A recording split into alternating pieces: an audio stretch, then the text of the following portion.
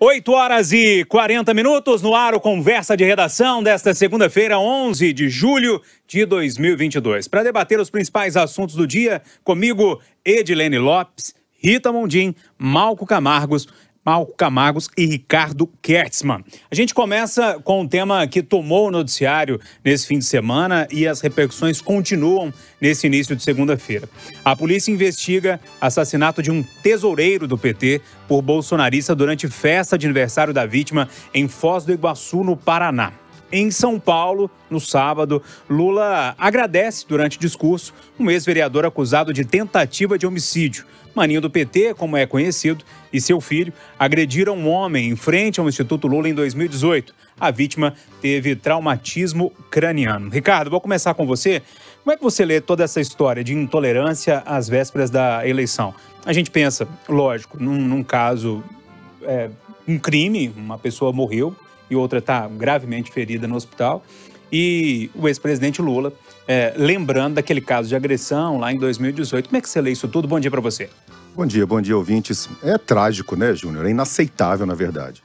Porque, à tarde, o ex-presidente Lula elogia um criminoso, um cara que atirou uma pessoa contra um caminhão em movimento, causando traumatismo craniano. O cara esse sujeito hoje, ele é processado por tentativa de assassinato. E à noite, aí sim, ocorre um assassinato. Um maluco invade uma festa e resolve sair atirando, matando os outros, porque ele não concorda com o tema da festa. Agora, o mais espantoso, Júnior, meus amigos ouvintes, é o porquê isso está acontecendo. As pessoas estão brigando por causa de políticos, estão brigando com amigos, com familiares, com vizinhos. Ao invés da gente cobrar dos políticos, a gente está brigando por eles, ao invés da gente pressionar pelos resultados que eles prometem e não entregam, a gente está idolatrando esses caras. Eles ganham fortunas, ganham benefícios indecorosos e não entregam nada. E o pior, que ontem à noite eu fui ver as entrevistas, as declarações, tanto do ex-presidente Lula como do presidente Bolsonaro, eu não ouvi de nenhum deles nenhuma palavra de solidariedade às vítimas, à família desse cara que morreu. Ele tem 4 filhos, e a viúva? Alguém vai lá ajudar? O ex-presidente Lula, com a fortuna que amealhou, vai lá ajudar essa família? Ou o presidente Bolsonaro vai lá ajudar alguém? Gente, esses caras não estão nem aí para a população. Eles passam os dias fazendo política partidária e visando poder e dinheiro para si mesmos. E a gente fica brigando por eles. Por favor, vamos parar com isso, né? Gente, antes de continuar o nosso papo aqui, uma coisa importante que eu me esqueci de falar logo no início. É sempre muito importante dizer que a Itatiaia prima pela paz.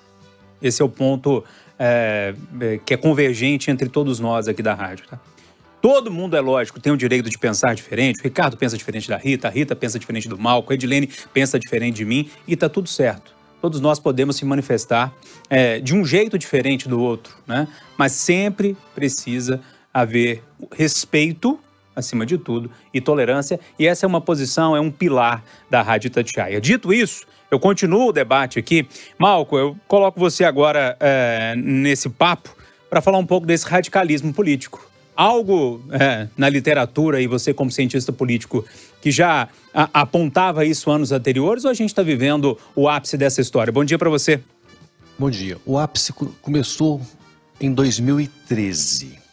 Em 2013 começa com uma fala muito parecida do Ricardo agora, que os políticos não servem para nada.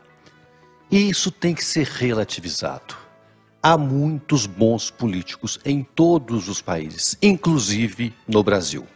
Há bons vereadores, há bons deputados estaduais, há bons deputados federais, há bons governadores. Nós temos que analisar, então, a capacidade de produção de políticas públicas. E temos que analisar como se faz as políticas públicas. E se faz com diálogo. Político é a arte do convencimento. É mostrar ao outro que o seu argumento é melhor. E nunca pela força. Qualquer uso da força na política é uma violência. E não é uma violência contra um. Desta vez, morreu um cidadão, pai de 4 filhos. Mas a violência não é só sobre uma família, é sobre toda uma nação. Por isso tem que ser veementemente combatida por todo e qualquer brasileiro. Aqueles que estão lá em cima, que estão na liderança, estão exercendo o poder político, o judiciário e também cada um de nós, cidadãos. Nós também temos que prezar pela paz na política. Malcolm, só uma parte. Eu em hora nenhuma falei que os políticos não servem para nada, hein? de maneira alguma. Tá cheio de político muito bom por aí. E eu nunca iria falar contra a política, porque sem política não há democracia, isso é essencial. A minha insurgência aqui, o meu discurso veemente, são contra os maus políticos, esses que usam a população em benefício próprio e alimentam esse ódio aí. Ô, Edilene Lopes, com você agora, como é que você viu tudo isso aí de Brasília, as repercussões e toda essa história que antecede as eleições de outubro? Bom dia para você. Bom dia, Júnior. Bom dia aos debatedores, bom dia aos ouvintes em casa mais uma vez. Bom, a bancada do PT aqui, eu conversei agora há pouco com alguns parlamentares, estuda fazer algo aqui na Câmara, mas isso é uma investigação que compete à polícia, que já está investigando, né, Júnior? Só para atualizar em relação às providências que pretendem tomar aqui na Câmara dos Deputados. Em relação ao ato de violência em si, eu falei na sexta-feira para vocês anotarem que a violência entre as partes só ia piorar. Tá aí. Bolsonaro está em casa com a sua família intacta, Lula está em casa com a sua família intacta e tem um pai de família que morreu e outro que está internado em estado grave, conforme você já tinha dito, Júnior. E isso é uma coisa muito grave, porque as pessoas tomam para si um discurso extremo que ele pode até ser incentivado pelas falas de alguns, mas no final das contas, quando ocorre a tragédia, ninguém endossa esse discurso. O Ricardo citou ontem as falas, as postagens do ex-presidente Lula e também do presidente Jair Bolsonaro. Eu fiquei esperando a hora que o presidente Jair Bolsonaro iria se pronunciar, e ele fez isso mais no início da noite, e o que ele disse é: quem quiser matar, não me defenda. Imagina esse cara que foi lá e atirou no outro, acordando e lendo uma mensagem dessa. Ou seja, ele não recebe o apoio nem de quem ele acha que estaria apoiando, porque está completamente incorreto. E aí eu vou para um outro ponto, o discurso da liberdade. Há uma parte dos brasileiros, e com toda a legitimidade, que defende a liberdade. A liberdade de quem? Se o outro não pode fazer a festa que ele quiser, porque um vai na porta e ameaça ele, atira nele e mata ele. Então, a gente tem que prestar bem atenção nos discursos e nas práticas, Júnior. E isso vai piorar daqui para frente. Só duas pessoas podem ou diminuir ou frear essa corrida pela violência. Os nomes dessas pessoas são Luiz Inácio Lula da Silva e Jair Messias Bolsonaro. Eles têm que se dirigir fortemente para a base deles, pedindo para que as pessoas não se envolvam em atos extremos, porque a polarização em si, se for moderada, ela não mata. O PT com o PSDB polarizou durante vários anos, até que o lugar do PSDB foi assumido pelo presidente Jair Bolsonaro na política e o principal adversário do PT virou o presidente Jair Bolsonaro. O que mata é a polarização extrema. Então, Bolsonaro e Lula estão com uma responsabilidade imensa nas mãos. Dirijam-se às suas bases e peçam para que não cometam atos de violência, porque senão nós vamos parar numa barbárie bem pior do que a que aconteceu no último final de semana, Júnior. Eu falei para anotar na sexta-feira, veio a tragédia do final de semana, e eu repito, anotem, se não houver agora uma intervenção dos principais atores desse processo, vai piorar.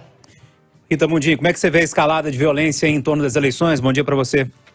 Bom dia, Júnior. Bom dia a todos. Eu lembrei do alerta da Edilene, né? Na hora que eu fiquei sabendo do ocorrido. E eu acho que ela está certa, eu concordo com tudo que ela disse, que os dois protagonistas, né? A polarização é causada nessa briga do lulismo e bolsonarismo. Vamos esquecer até de PT e partido, PL, qualquer que seja o partido. Mas existe aí uma divisão do Brasil, e nós não estamos falando de torcida organizada, nós estamos falando de ideias, nós estamos falando do futuro do país. Então, os dois têm que trazer o debate para o campo das ideias. Mas eles também têm que ter coerência no seu discurso. Aí eu chamo a atenção porque o ex-presidente Lula, por 2 vezes, ele exaltou criminosos, né? A quadrilha que sequestrou o Abílio Diniz e agora o vereador que atirou um empresário contra um caminhão. Então, é muito complicado isso, porque mistura intolerância com a ideia de impunidade e mais, como se o Lula fosse um juiz capaz de absolver os erros do passado. E são erros e crimes do passado. O que aconteceu com ele não acontece com a maioria dos mortais. Pessoal, virando a página então desse assunto aqui, lógico que é um assunto que nós vamos tratar durante todo o dia aqui na Itatiaia, é o assunto do dia, né? E precisa ser tratado mesmo. A gente precisa mostrar a imbecilidade que é